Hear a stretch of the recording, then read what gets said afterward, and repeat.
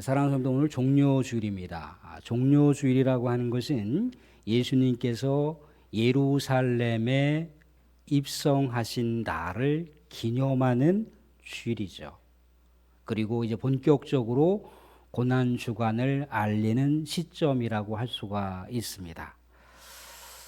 사랑하는 성도, 우리는 또 이 세상 가운데 어떤 신앙의 풍성한 내용을 품고 살아간다 할지라도 늘 언제나 우리 신앙은 예수 그리스도의 십자가 위에 세워져야 된다는 거예요.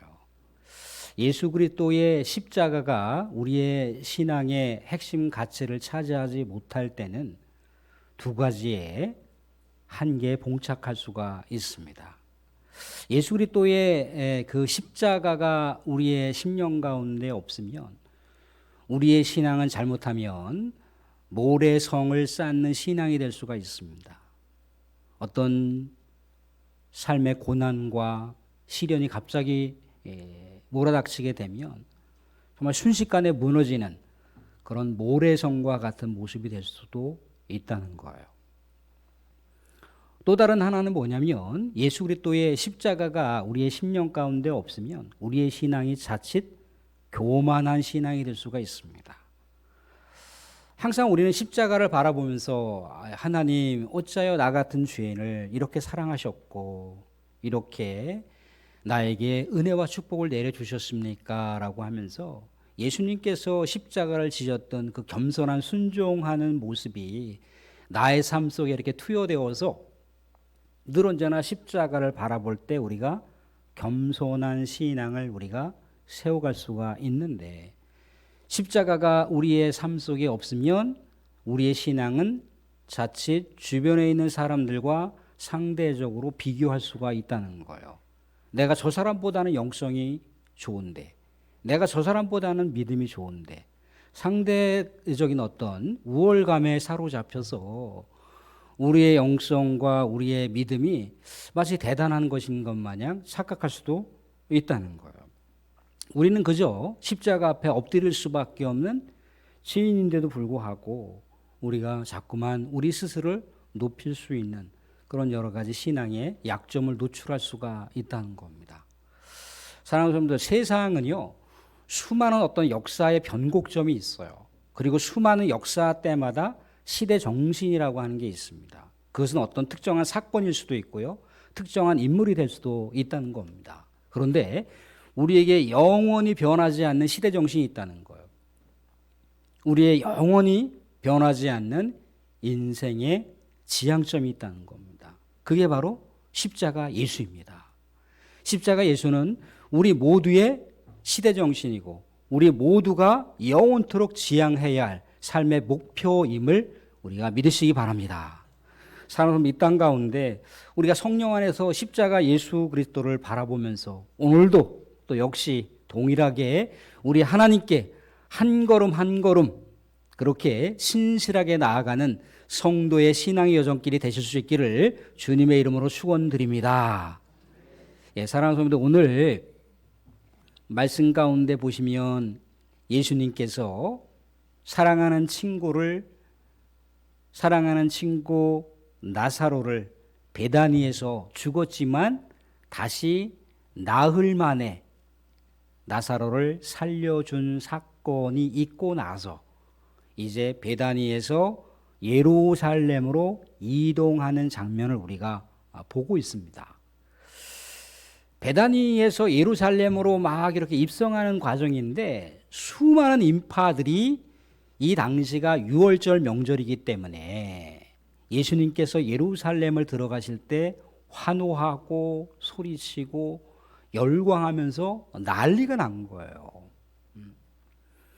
호산나 하면서 우리를 구원하소서, 우리를 구원하소서, 이스라엘의 왕이시여 그러면서 막 환호하고 있는 이 열기는 감히 상상을 초월한다는 거죠.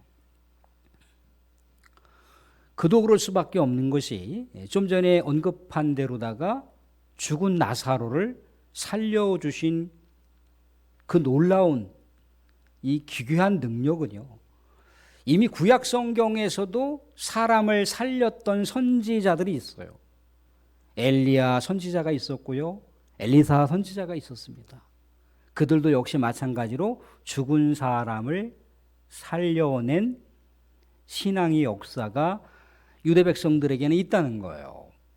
그런데요, 죽은 나사로를 살린 사건은요, 단순하게 죽은 사람을 살린 사건하고는 다르죠.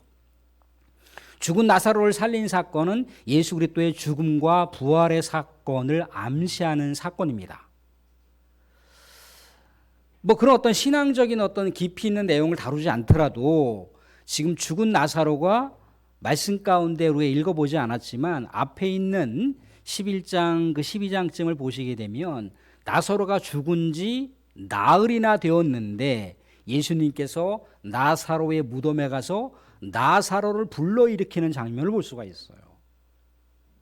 당시 유대 백성들이나 뭐 복음을 동서복음을 막론하고 대략적으로 사람이 육신이 죽었을 때 영혼이 3일 정도는 그 육신을 떠나지 않는다라고 하는 나름대로의 그 통념이 있어요.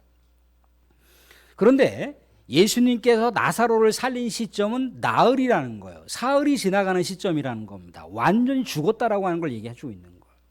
시체가 썩어 들어가는 시점에서 예수님께서 죽은 나사로를 다시 불러일으켜 살리셨으니 이 놀라운 광경을 직접 목격했던 수많은 사람들이 예수님께서 예루살렘을 향하여 오실 때 난리가 난 거예요. 예수님의 능력을 찬송하고 그런 능력을 발산시켰던 그 예수 그리스도를 칭송하는 장면을 우리가 보고 있는 거예요.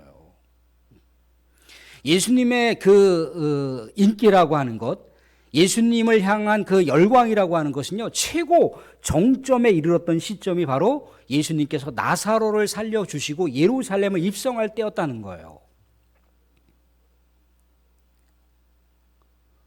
그런데 우리가 하나 주목할 것은 뭐냐면 오늘 예수님을 향해서 환호하고 예수님을 향해서 칭송하고 예수님을 향해서 막 열광의 그 목소리를 드러냈던 수많은 이스라엘 백성들이 예수님을 향해서 부르는 칭호가 있었다는 거예요.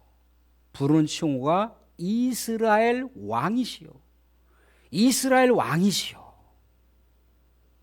예수님께서 사람을 살려주시고 예수님께서 정말 오병이어의 기적을 베풀어 주시고 예수님께서 병든 자를 치유해 주시고 하나님의 나라에 대해서 설파하셨던 그런 놀라운 주옥과 같은 말씀을 받으면서도 야, 예수님이야말로 정말 위대한 하나님께서 보내주신 분 아닐까라고 하는 그런 열기와 열광과 관심과 그런 열정을 표명하는 것은 이해할 수 있으나 예수님을 향해서 이스라엘 왕이라고 얘기를 하고 있어요. 이스라엘 왕이라고. 근데 이스라엘 왕이라고 했던 그 이유를 우리가 헤아려 볼 수가 있는데 서두에서 제가 뭐라고 말씀드렸습니까? 예수님께서 종료주일에 예루살렘을 향해서 올라갔던 그 절기가 유월절 명절 절기예요. 이스라엘 백성들에게는요, 이 유월절 절기가 마치 8.15 광복절을 맞이하는 그런 개념이 이스라엘 백성들에게는 있어요. 왜 이스라엘 백성들이 과거에 애굽에서 종살이를 할 때 하나님께서 유월절 절기를 통해서 이스라엘 백성들을 애굽에서 구원시켜 주신 결정적인 사건의 절기가 바로 유월절 절기인 거예요. 그러니까 이스라엘 백성들이 유월절 절기에 예루살렘을 찾는 수많은 디아스포라, 이 유대 지역 이외의 바깥에서 이방 지역에서 살았던 그 수많은 이스라엘 백성들도 예루살렘을 찾을 때는 어떤 마음을 가졌느냐면 이스라엘 나라가 새롭게 되기를 간절히 소망했다는 거예요. 애굽으로부터 자유케 되었던 그런 감격과 감동이 이스라엘 백성들에게는 가슴 복받쳐 있었다는 거예요. 어서 우리나라가 정말 자유로운 나라가 언제 어떻게 될까라고 하는 그런 기대와 간절한 소망이 이 유월절 절기 순례하는 이스라엘 백성, 유대 백성들에게는 다 동일하게 있었다는 얘기예요. 그런데 이 유월절 절기에 이스라엘 백성들이 순례하는 백성들이 예루살렘을 찾을 때 예루살렘은 그 당시 시대 상황상 누구의 속국으로 있었던가요? 로마의 속국으로 있었다는 거예요. 그러니까 예수님처럼 저렇게 죽은 사람, 나흘이나 되어 죽은 사람도 살릴 수 있는 그런 기가 막힌 능력이 있는 사람, 정말 수많은 사람들에게 먹을 양식을 풍성하게 공급해 줄 수 있는 사람, 사람들의 미래와 비전을 향해서 성취시켜 줄 수 있는 저런 강력한 지도자야말로 왕이 되어야 된다는 거예요. 왕이 되어서 예루살렘에 들어가서 이스라엘 백성들을 옥죄고 있는, 이스라엘 백성들을 종살이 하도록 만들었던 로마 제국을 예루살렘에서 쫓아내고, 예루살렘, 유다가 로마로부터 해방을 맞이하는 것, 그런 강력한 열망이 예수 그리스도께 있었다는 거예요. 근데 그도 그럴 것이 예수님 시대보다 한참 이전, 한 100년 이전의 그 시기 가운데 유대 나라가 예수님 시대에는 로마의 속국으로 있었지만 예수님 시대보다 100년 이전의 시대에는 이 유대 나라가 그리스라고 하는 제국 가운데 속국으로 있었다는 거예요. 이때 유대 백성 중에 마카비라고 하는 장군이 있었는데, 이 마카비라고 하는 장군이 예루살렘에 들어와서 이 그리스 제국과 한판승을 했다는 거예요. 전쟁을 통해서 이 유대 백성에게 승리를 안겨주고 예루살렘에서 그리스 제국을 내쫓고 유대를 해방시켰던 과거의 역사가 있었다는 거예요. 그래서 예수님께서 이런 놀라운 능력을 갖고 있는 우리 하나님의 이 땅 가운데 특정하게 보내주신 예수님이라면 이 유월절 절기, 이스라엘 백성들이 애굽으로부터 해방을 맞이하게 됐었던 결정적인 사건이 있었던 이 절기에 마카비와 같은 그런 놀라운 그런 장군의 기력을 예수 그리스도께서 행하셔서 예수 그리스도께서 이스라엘 백성들을 로마로부터 독립시켜 줄 수 있는 강력한 열의가 예수님한테 투사가 되었던 거예요. 그래서 예수님께서 예루살렘을 들어가실 때 수많은 인파가 이때야말로 역사의 시대정신이다, 이때야말로 역사의 변곡점이다, 예수 그리스도께서 새 역사를 만드실 것이다 라고 하는 간절한 염원을 담아서 예수 그리스도를 환호하고 노래하고 소리친 거예요. 예수님께서 로마 제국을 예루살렘에서 쫓아낼 수 있는 분이라고 그들은 한결같이 믿고 의지하고 예수 그리스도를 추앙하면서 예수 그리스도를 왕으로 옹립하려고 했었던 그런 역사의 시점이 바로 종료주일의 시점이었다는 거예요. 그런데 사랑하는 성도들, 예수님은요 이렇게 유대 백성들이 환호하고 열광하고 기대하고 간절하게 소망했던 그런 간절한 염원하고 상관없이 예수님께서 예루살렘에 올라가신 이유가 있어요. 예루살렘에 예수님께서 올라가신 목적은 이 유대 백성들이 환호하고 난리난 이 목적과는 다르다는 거예요. 예수님께서는 예루살렘에 왜 올라가셨습니까? 로마 제국과 전쟁을 통해서 로마 제국에서 승리해서 이스라엘 백성들, 유다 백성들을 독립시키기 위해서 예루살렘에 가신 건가요? 그렇지 않죠. 우리가 알고 있는 대로다가 예수님께서는 하나님의 뜻을 받들어 십자가를 짊어지시기 위해서 예루살렘에 가셨다는 거예요. 우리의 죄를 대속하시기 위해서 희생 제물로 죽으시기 위해서 예루살렘에 가셨다는 거예요. 우리가 익히 알고 있는 말씀처럼 하나님이 우리를 사랑하신다는 것을 알고 우리에게 멸망이 아닌 영생을 주시고자 한다라고 하는 그 일념으로 아버지 하나님께서 사랑하시는 백성들에게 멸망이 아닌 영원한 영생을 내가 주어야지라고 하면서 일사각오로 그 죽음의 길을 가시기 위해서 그 십자가 잔을 마시기 위해서 예루살렘에 가셨다는 거예요. 오늘 우리가 말씀 가운데 보면은 예수님께서 14절 15절 가운데 이렇게 얘기를 하고 있습니다. 14절 15절 보시면 예수는 한 나귀를 보고 타시니 이는 기록된 바 시온 따라 두려워하지 말라 보라 너희 왕이 나귀 새끼를 타고 오신다 함과 같더라. 자, 사랑하는 사람들, 예수님께서 뭔가 한 역사의 획을 그을 수 있을 만한 강력한 리더십을 갖고 또 강력한 어떤 왕적인 위엄과 권세를 가지고 예루살렘을 향해서 입성하시는 그 모습 가운데는 어떠한 이동수단을 타셔야지 그 격이 맞는 건가요? 뭔가 용맹하고 뭔가 대담하고 뭔가 야생마처럼 날뛰는 그런 임금의 말을 타야지 맞는 거잖아요. 그죠? 그게 격에 맞는단 말이죠. 그런데 예수님께서 한 어린 나귀 새끼를 타고 초라하게 예루살렘을 향해서 가시고 있는 거예요. 이 광경에 대해서 제자들도 이해하지 못했다는 거예요. 나중에 예수님께서 십자가에서 죽으시고 부활하시고 나서야 예수님께서 왜 나귀 새끼를 타고 예루살렘에 가셨는지를 그제서야 제자들도 깨달았다라고 그렇게 말씀은 이야기하고 있습니다.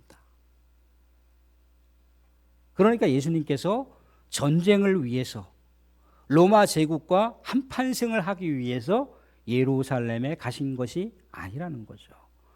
우리가 읽었던 14절 15절의 말씀은요, 구약성경 스가랴 9장 9절부터 11절까지 보시게 되면은 예수님께서 왜 나귀를 타시고 예루살렘에 가셨는지에 대한 분명한 이유가 나와 있어요.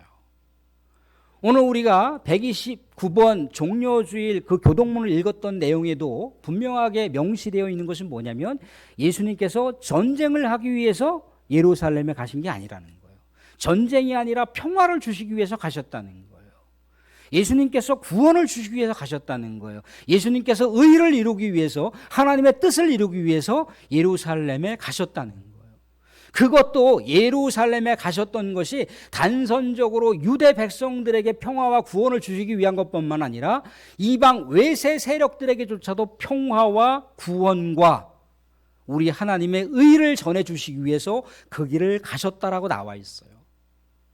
그런데 그 길을 가셨을 때 가장 우리 주님께서 그 길을 가실 수 있었던 그 근거가 뭐였냐면 뭐라고 명시되어 있냐면 언약의 피로 말미암아 자신의 언약의 피를 쏟아 부어서 평화를 제공하고 자신의 언약의 피를 쏟아 부어서 구원을 주시겠다라고 하는 예수님의 강력한 예언의 메시지가 스가랴 가운데 명시되어 있더라는 거예요. 우리가 이사야 선지자를 통해서 알 수 있는 건 뭡니까? 예수님께서 왜 죽음의 십자가를 짊어지셨던가요? 하나님께서 우리의 모든 죄악을 그에게 짊어지게 하셨고 그가 죽음의 길을 가게 하셨기 때문에 예수님께서 고난받는 종으로 우리 하나님의 뜻을 받들어 그 죽음의 길을 가셨다라고 나와 있어요. 예수님께서 예루살렘에 가신 것은 나를 위해서 나의 죄를 다 청산하시기 위해서 나에게 멸망이 아니라 구원을 주시기 위해서 영생을 주시기 위해서 나를 사랑하셨던 하나님의 뜻을 받들어서 예루살렘의 죽음의 길을 가시기 위해서 그 길을 가셨다는 거예요.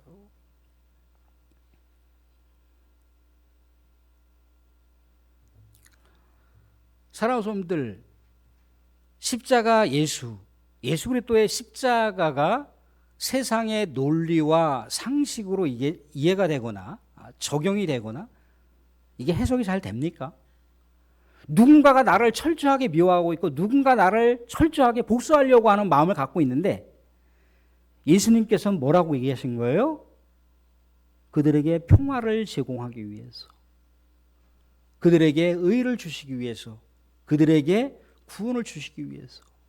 그래서 예수님께서 십자가에 못 박히실 때 자신을 그렇게 정말 무자비하게 십자가 사형으로 몰고 갔던 유대 종교 지도자들이나 빌라도나 군인들을 향해서 우리 하나님을 바라보면서 뭐라고 기도하셨던 거예요? 아버지, 저들이 하는 것이 무엇인지 모릅니다. 아버지여, 저들을 용서하소서. 이게 십자가예요. 이게 십자가란 말이죠.